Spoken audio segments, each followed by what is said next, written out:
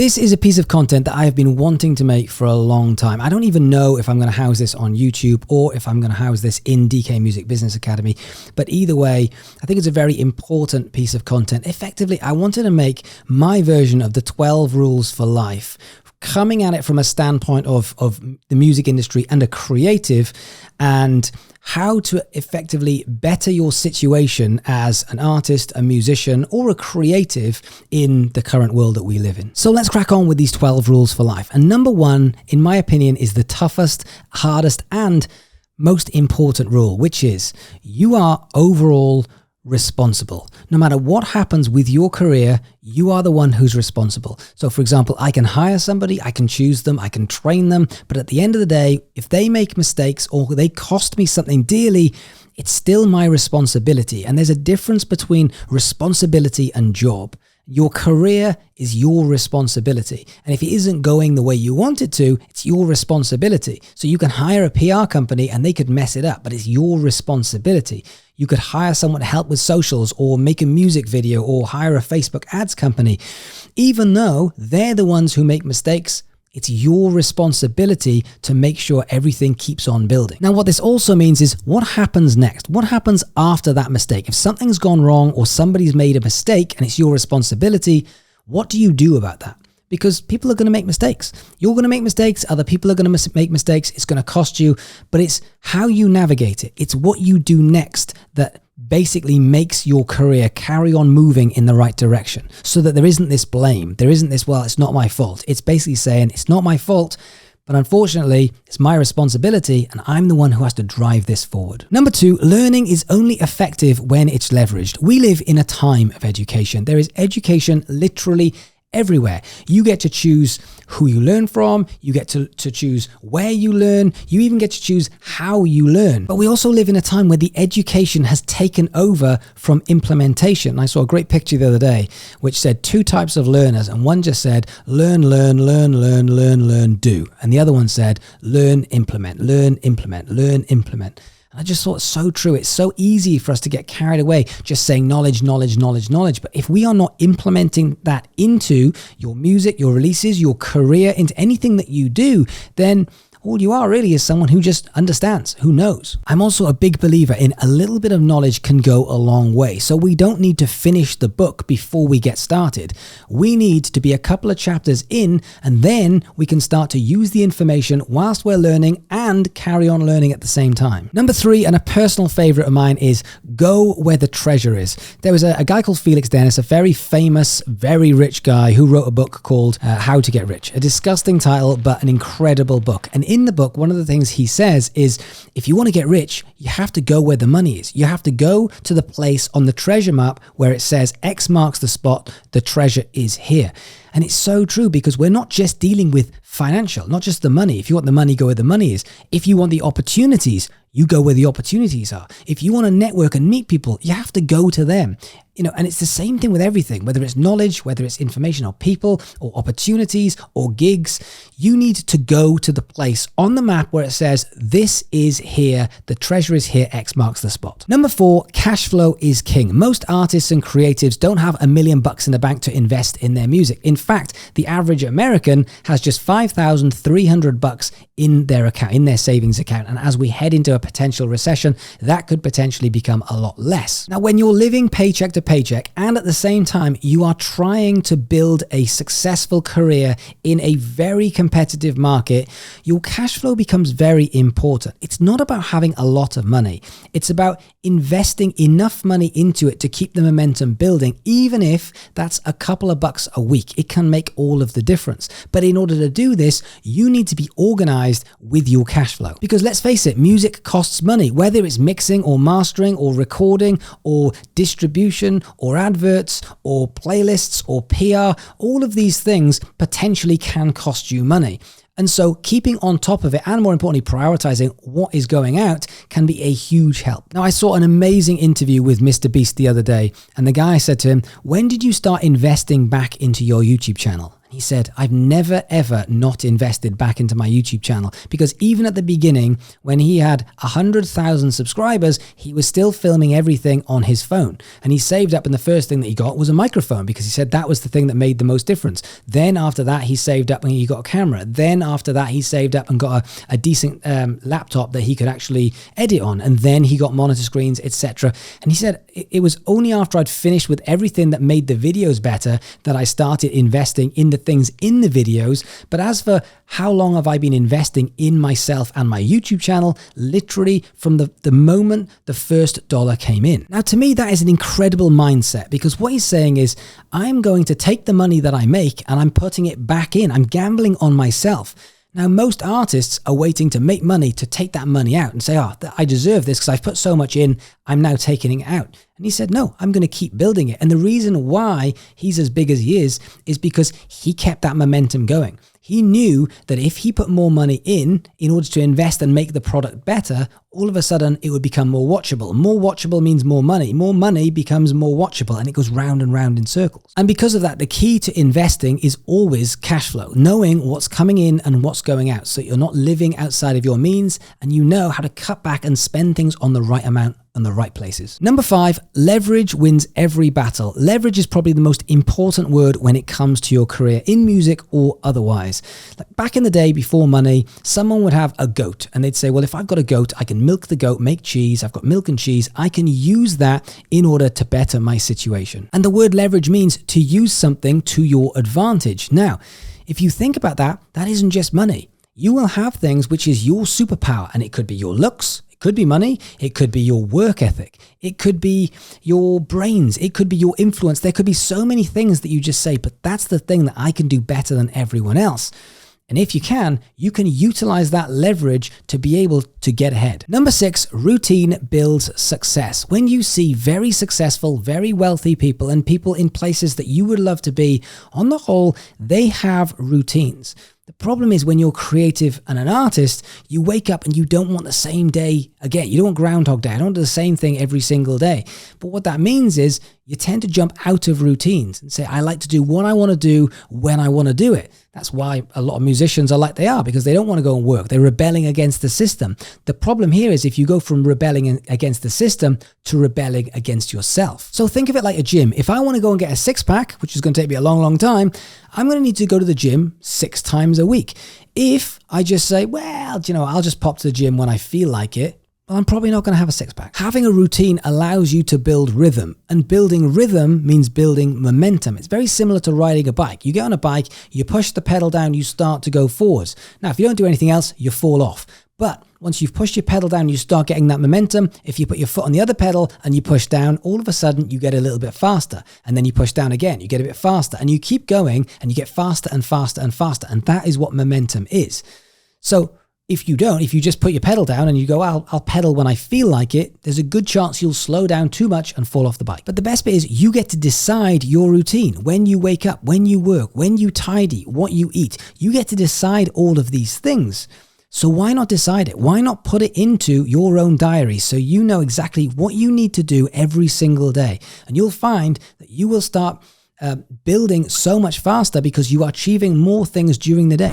Guys, quick interruption. You're clearly releasing music and serious about getting results. So have you checked out DK Music Business Academy? It's got over 50 hours worth of courses, including the Roadmap to 1 Million Streams course. What have you got to lose? 7-day free trial, links in the description.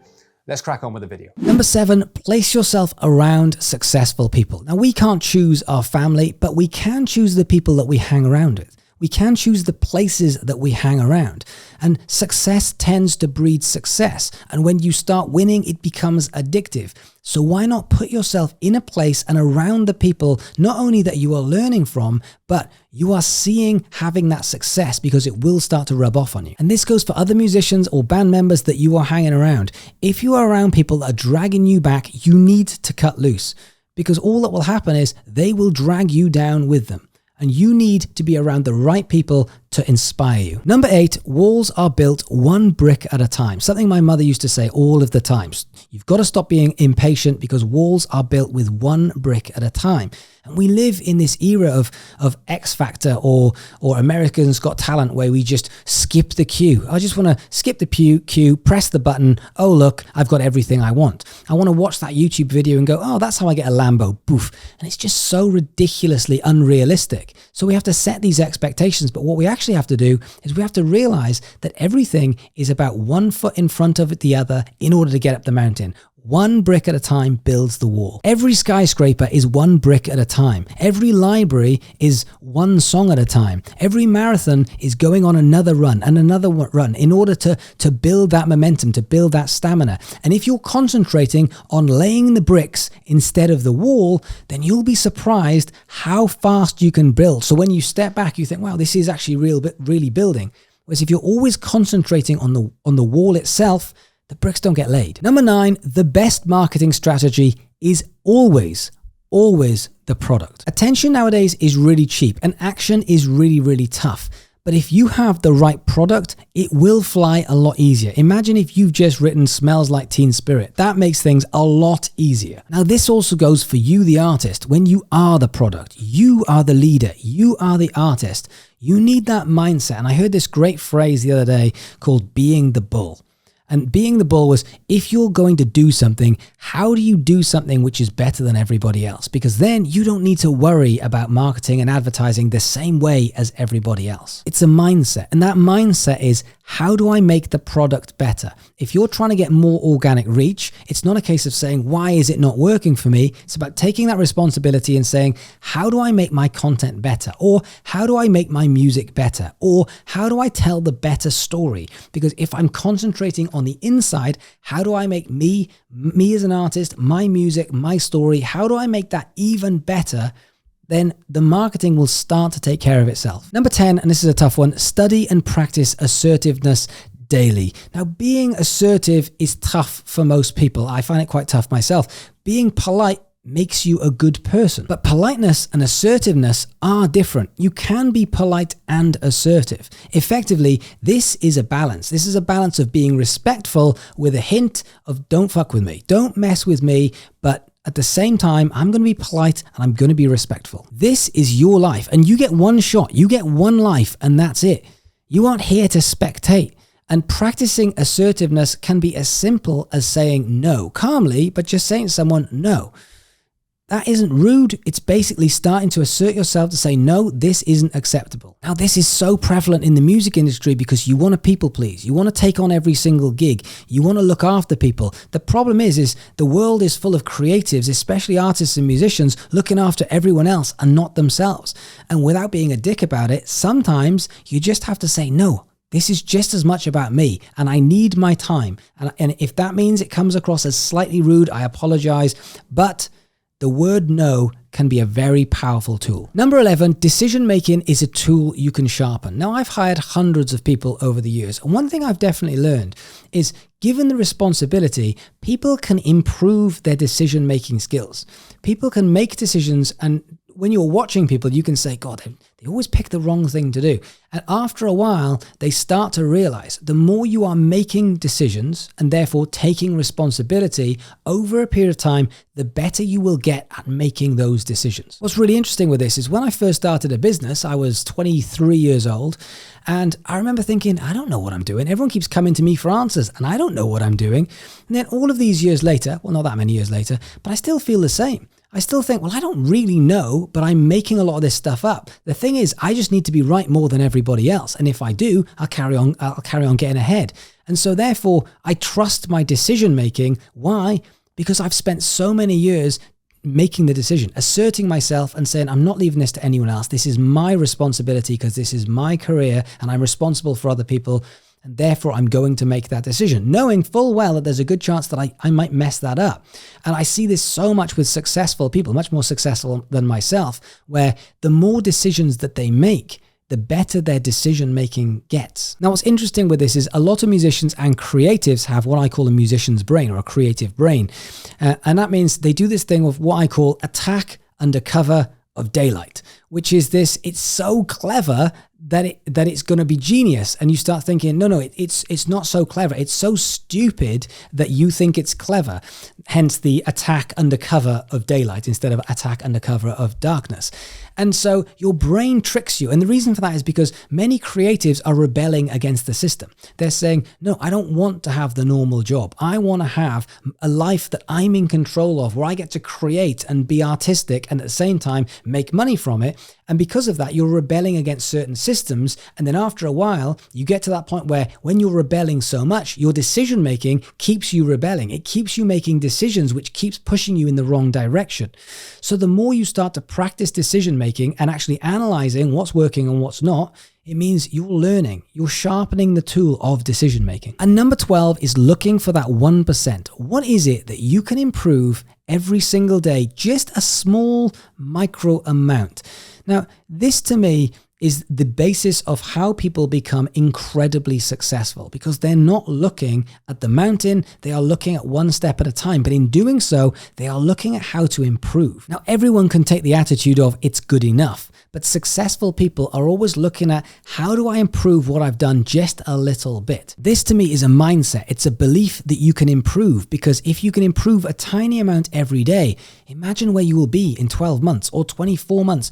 And this is a music career. What happens in 20 years? If you're increasing something or improving something 1% every single day for 10 to 20 years, imagine where it can be. The problem is most people don't do that. Most people will just do the same thing on a loop, round and round, not improving, not looking at how to improve, just looking at doing it again. And the definition of madness is doing the same thing, but expecting a different result. I remember not so long back, I made a YouTube video about how to get a band tight. I took a band in a rehearsal room and it was all about live performance and MDing a band from a bit messy to get him as tight as possible. And now, I taught live performance, a module called live performance at the music college for 3 days a week. So for about 7 or 8 years. So I felt very comfortable with doing this. I've done this a lot of times.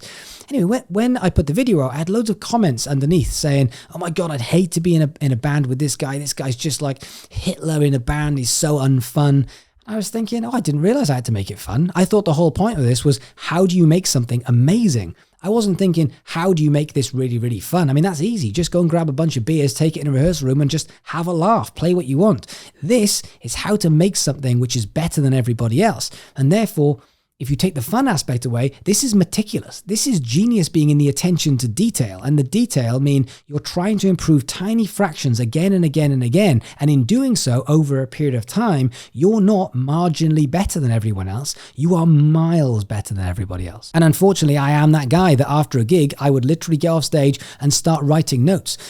That didn't work so well in the set. That tempo could be better. That guitar change could be better. But at the same point, when it's 3 years later, everyone's thanking you when you've got 3 times as many gigs and you're doing far bigger tours than everybody else because everybody wants to come and see you. Now, the great thing with this is what can be improved. Everything, literally everything. Everything I do can be improved. Everything that you do can be improved. From how you look, how you act, the knowledge, your experience, everything can be optimized every single day. And you're just looking for these tiny, tiny improvements, but you're doing this every single day over a long period of time. So never let a day go past where you haven't got to the end of the day and asked yourself, what have I done today to make a difference towards my music career, even if it's just that 1%? So those are my 12 rules for life. And at some point in the day, I will be spouting off one of those rules because these are the ones that I pull out and use on a kind of regular basis. So hopefully you've taken something away. But the big thing for me is take responsibility, make sure you're enjoying what you do, but at the same point, do it with structure and routine, assertiveness, and at the end of the day, look for those 1%.